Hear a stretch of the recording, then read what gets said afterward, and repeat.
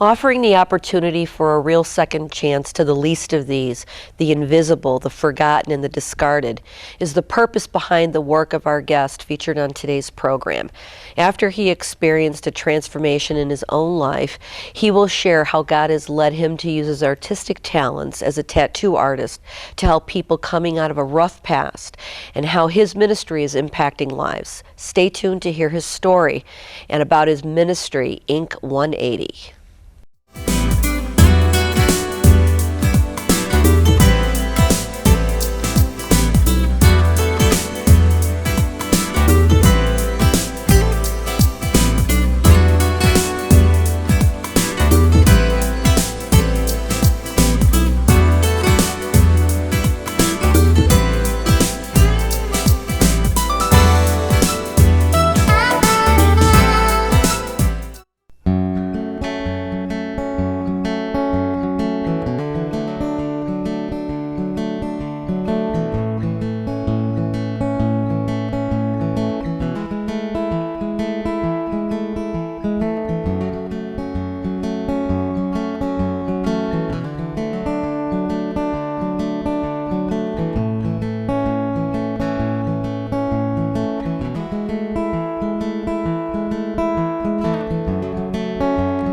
Bloodstained cross, you drew your breath and gave your life away for us. A light in darkness bright you offered up and gave away for us, away for us.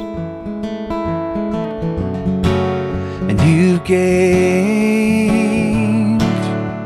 bread when we had none, and we were filled with life eternally. And you gave bread when we had none, and we were filled with life eternally.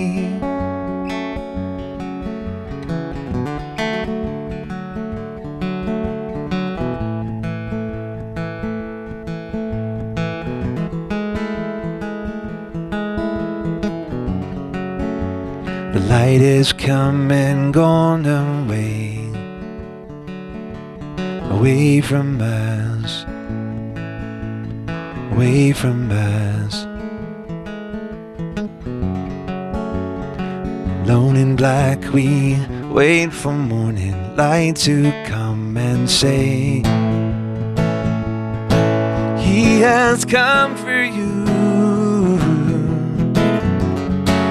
And you gave bread when we had none, and we were filled with life eternally. You gave bread when we had none, and we were filled with life eternally.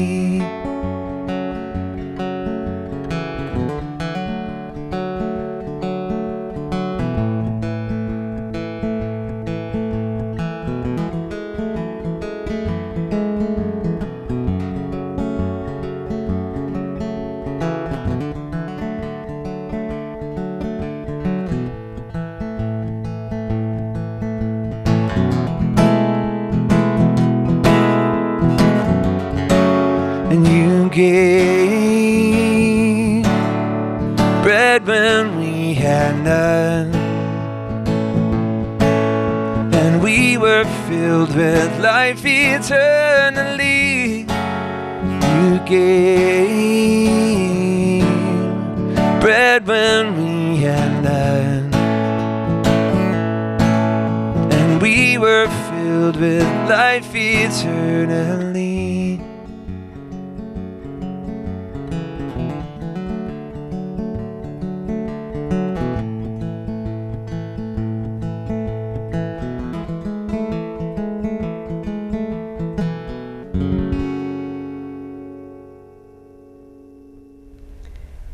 Thank you for joining us and watching the Everlasting Love program. It's always great to be with you. Hope you enjoyed the music at the beginning of the program. Want you to know that God loves you with an everlasting love.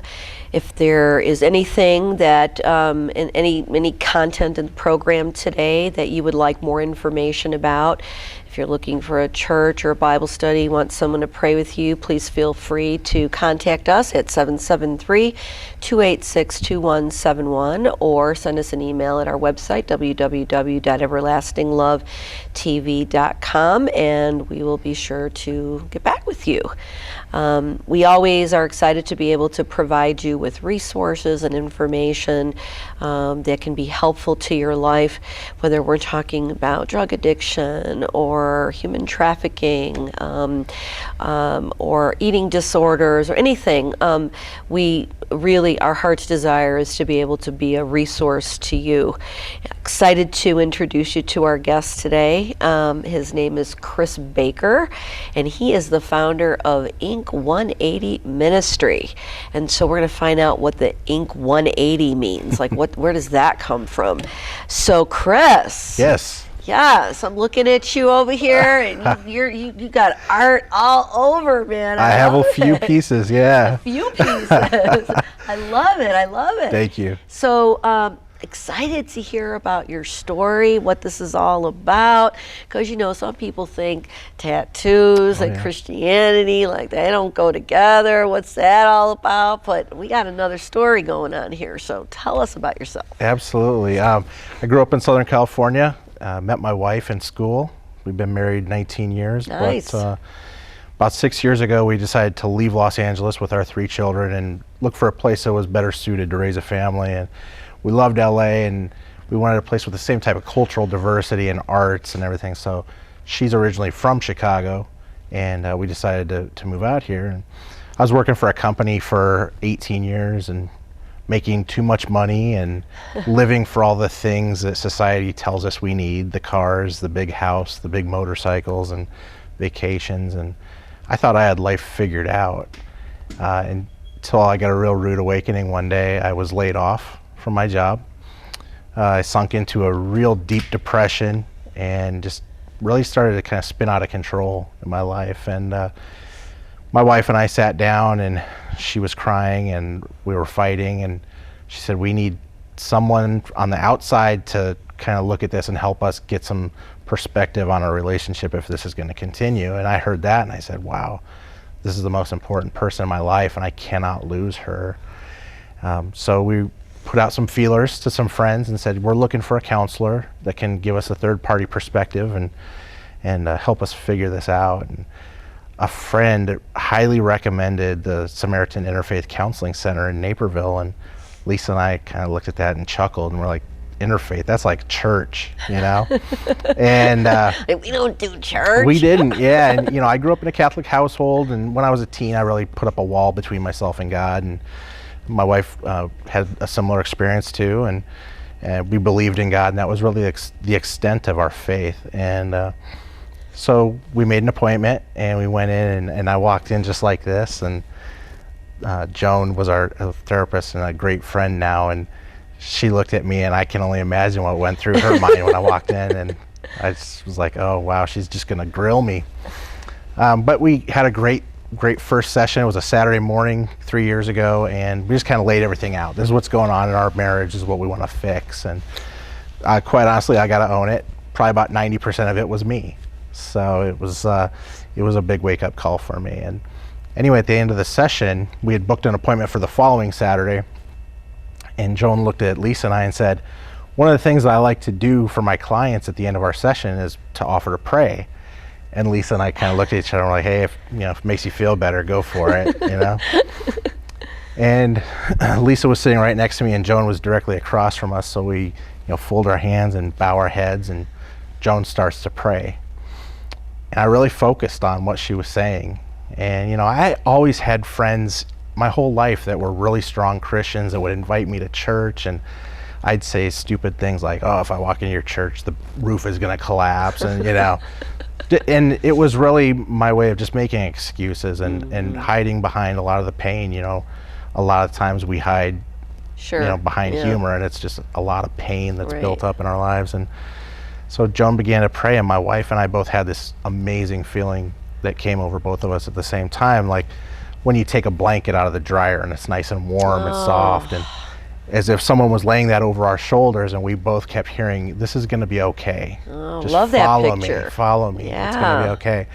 And I will tell you, I immediately just started sobbing, so hard, in fact, that I couldn't breathe. I was gasping for air, and I just kept hearing, "Follow me. It's going to be okay." And you had never had an experience like that before? Nothing. And I'd heard people say things about things like that happened in their lives, and I was like, yeah, okay, whatever. But I mean, this really happened to me. I would, after about 5 minutes, I finally got my composure back, and I looked at Lisa and I said, this is what's wrong. We've shut God out of our lives, and we need this. We need Him, and this is how we need to change drastically. Wow. And I need to change drastically. Wow. So then I got excited, and I'm sitting there in the office, and I asked Joan, I said, "Joan, I've got to go to church tomorrow. Can you recommend a church? I have to go tomorrow." She said, "Well, I live quite far from here, up towards the city, but I'll tell you what, next Saturday, I'll have a list of 4 or 5 for you." And I'm not that patient of a person. In fact, that was You're one like, of the "I need it things. now." Yeah, that was one of the things that we were working on with our counseling, is my lack of patience, and we still joke about it today. But I went home and got on Google, and I looked up, Christian Thank God for churches, Google, right? yeah. Right. So she had to work that next day, that Sunday morning. But I said, "I'll go check this church out. If I like it, we'll both go back together next week. Otherwise, we'll just check the next one out." And I went in like this. I said, if they're gonna That's right. accept That's me, right. they're gonna This is accept the way all of that me. I am, This is right. who I am. It's what I am. And they couldn't have been more welcoming. Just fantastic people, great friends now. And the pastor, Fran Lehman, had just gotten back from Haiti. It was right after the Haiti earthquake, and they have a nonprofit that they established years ago called New Life for Haiti, where they build schools in Western Haiti. And he came back, and I'm, hearing about this trip and seeing the devastation, the destruction in Haiti, and I got nudged. Wow. I felt God saying, you something. need to do something. You've lived your life on your terms. Now you're going to come do it on my terms. And I completely submitted. I said, I cried out to God that day after that meeting with Joan. I said, "Please, God, I'm so sorry for the way I've lived my life for me, and selfishly, and just full of greed." And, Lisa and I talk about it with friends, or when I speak at churches, and I tell people we weren't bad people. We just weren't doing anything good. Ooh. Okay. Okay. And that's really what it was. That's the bottom line, is that we were living for us. It was, what's the next toy that we're going to get, or the next vacation we're going to take. It wasn't, hey, we could help some people. Let's go do that. So I felt great after church that day. Went home. Lisa got home from work. I was making dinner, and she came out and said, "Hey, how was church this morning?" I said, "It was awesome. And I'm going to go to Haiti in July." And Man, you're not joking. I mean, Like, you got, it's like, immediate. the day before you had the prayer, you went to church the next day, and now you're on a mission trip. Absolutely. I was ready to go then. And I probably would have. The only problem was I didn't have a passport, so I had to get a passport going. But so, Lisa is much more rational than I am, and she thinks things out. Thank God there's always that one. It's a Yes. little more concrete, sequential. Absolutely. And she's definitely that person in my life. And she said, "Let's talk about this." And then, so we just continued going to the church, and it's funny because I'm not a person who sits and reads for pleasure.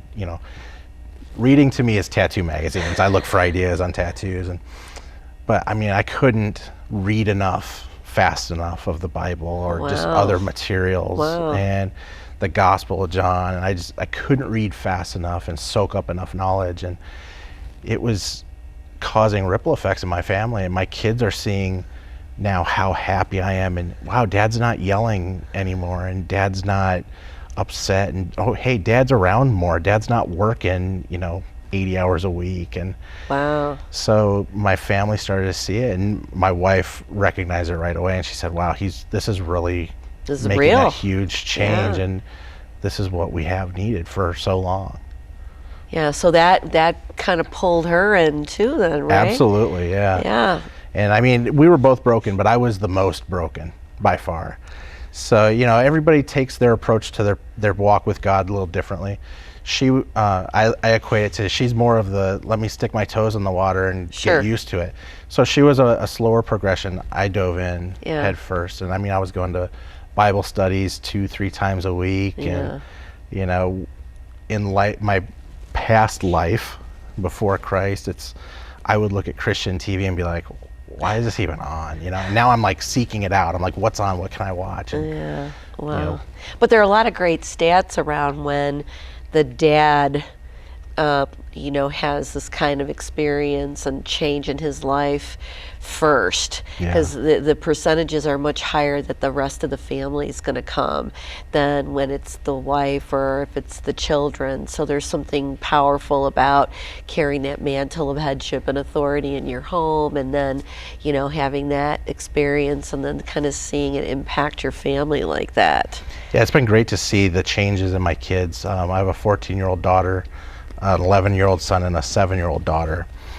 So my 14-year-old and my 11-year-old have felt the most impact, but they are completely changed themselves. And it's not about, oh, hey, Dad, this Xbox game comes out at midnight. Can we go to the store and get it? It's, hey, can we sponsor a child in Africa? It's, can we do this? Can we buy books for kids that don't have, or school supplies for kids that don't have? And it's been a huge blessing to me to see that it's not just changing my life, it's changing my whole family's lives, and even friends, you know, they're all seeing this. And how long has this been going on now? 3 years 3 only. years, so you're still kind of a babe. Yeah, absolutely. But it's just, you know, I needed God so bad. I was so broken, and I really thought I had life figured out. I had all the things, you know. It's like I didn't want for anything.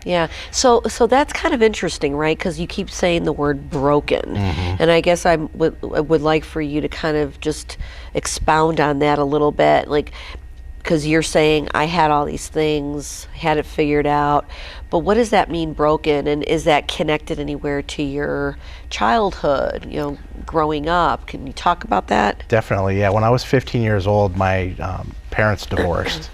My mom had enough of my father cheating, and she tried to get counseling for them, and he said, I'm done, I'm out of here. And he left the country. He went to London. Wow. And my mom was forced to go to work 3 jobs. She worked round the clock, 7 days a week. In addition to that, I dropped out of school to go to work 2 jobs to help support my mom and my sister. I built up a lot of resentment, hatred towards my dad.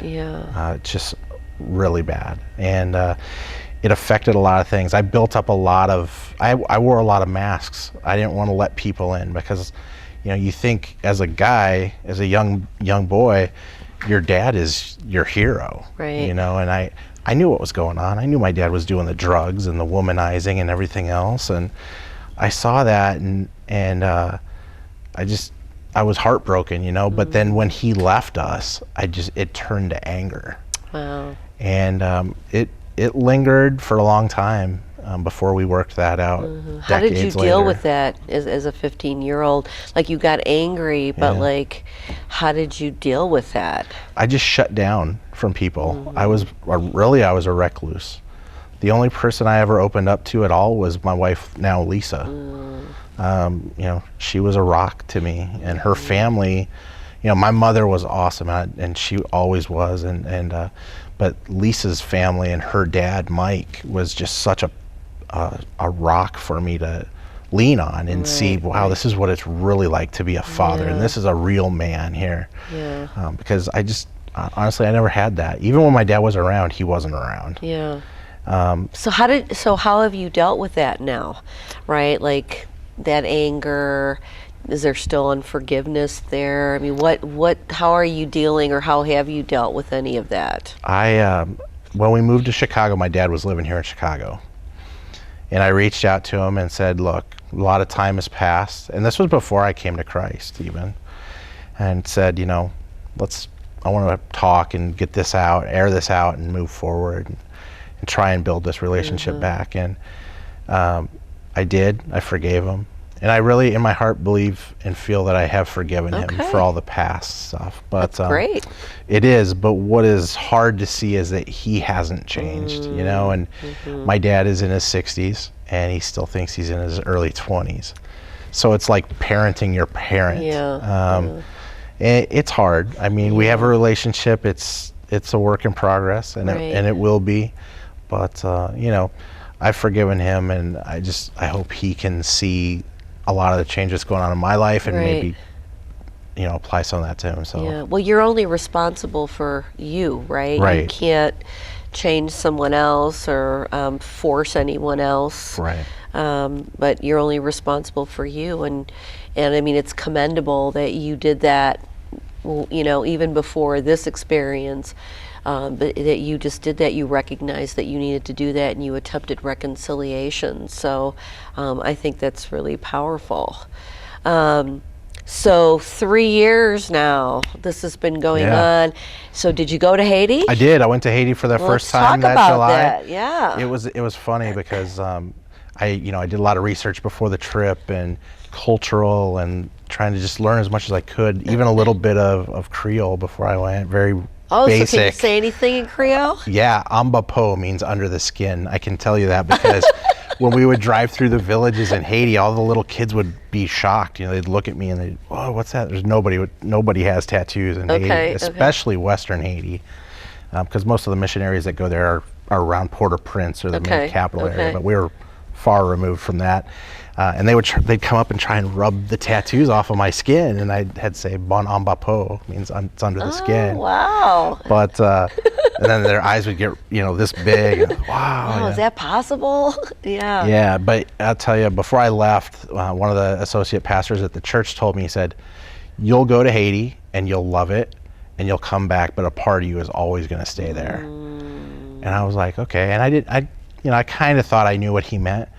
But I really found out when I went there. Wow. And I'll tell you, I've never seen a group of people with so little that have so much faith in God, and just they love God, and they're worshiping constantly. It's so powerful to see, because we here we're spoiled, really, because we have a bad day and we're like, oh, this is the end of the world, right? And the conditions that they live in and what they're forced to deal with every day, and they're happy, they love that you're there.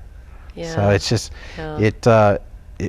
it definitely did leave a part of my heart there, and I've been back since. I just went this past July, and it's just phenomenal. Well, and I think about us, to whom much is given, much is required. Absolutely. And I remember, and before we transitioned into Ink180, but I remember one day driving up in front of my home and thinking, I was kind of having this conversation with God. I said, I have a home.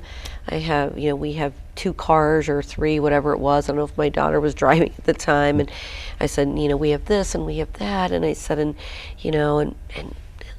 yet, 2/3 of the world is living in poverty. And we have so much. And I just, heard that, I asked that question, like, why? And why have the lines been laid before me in pleasant places, or before us? David talked about that in the Psalms, and it's because we have a responsibility to give back.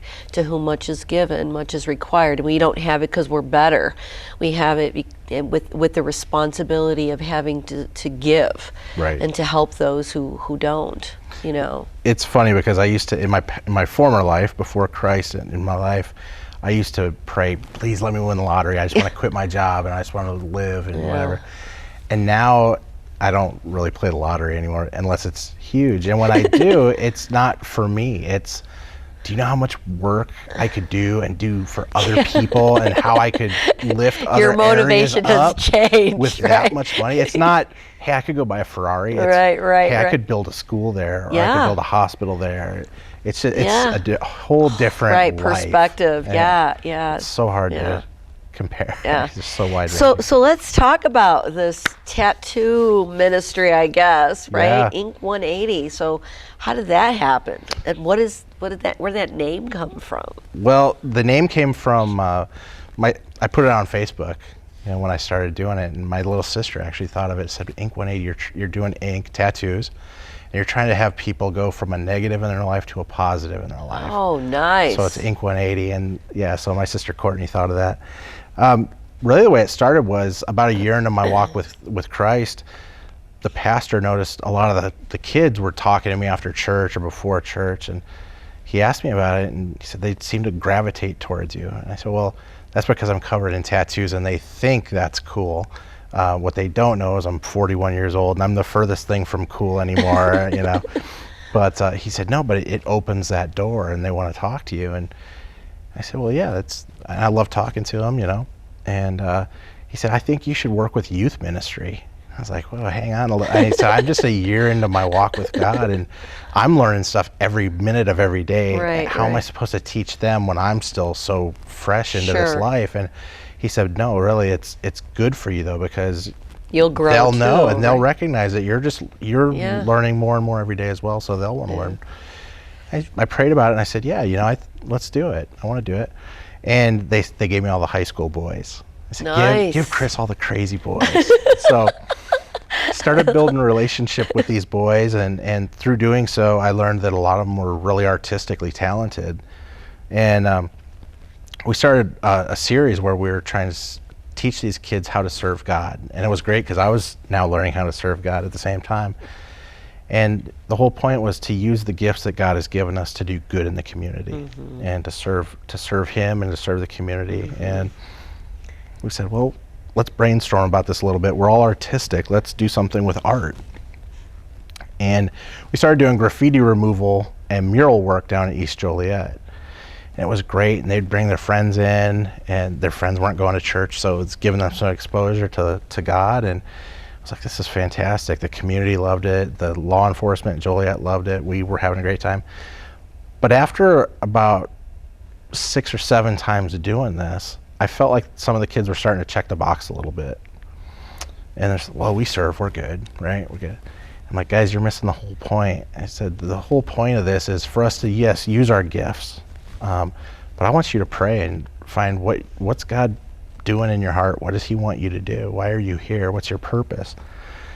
So I said, well, I can't just tell them this. I need to do this myself. And I started praying on it, and the answer that I got back very quickly and very clearly was 2 things. What do you love to do more than anything else? Will you do it for free? Ugh.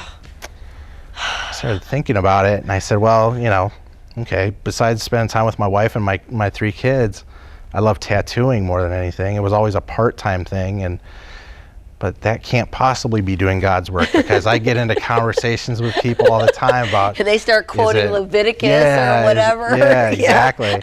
And then I start quoting Isaiah 49:16 and Revelations. Right. But well, you got your ears pierced too. right, so I know. I'm like 3 strikes against me. But that's okay if they're productive conversations. And I was like, that can't possibly be doing God's work. And I kept praying about it. And it was as if God was telling me, hey, I already told you what to do. Just go do it. That's right. That's right. And I thought back to my previous career in warehouse management, and I always had guys and females working for me or alongside me that were former gang members, current gang members. They were coming out of the jail system. This is all out in California for the most part. And we'd sit down at the break room for lunch, and they'd see whatever new tattoo I had just gotten, and they'd say, wow, I really wish I could get rid of these old stupid gang tattoos I have, and with something nice like that. I just can't afford it. Wow. And that popped into my head one day during prayer, and I just like, this is it. I can do free cover-up tattoos for gang tattoos. Wow.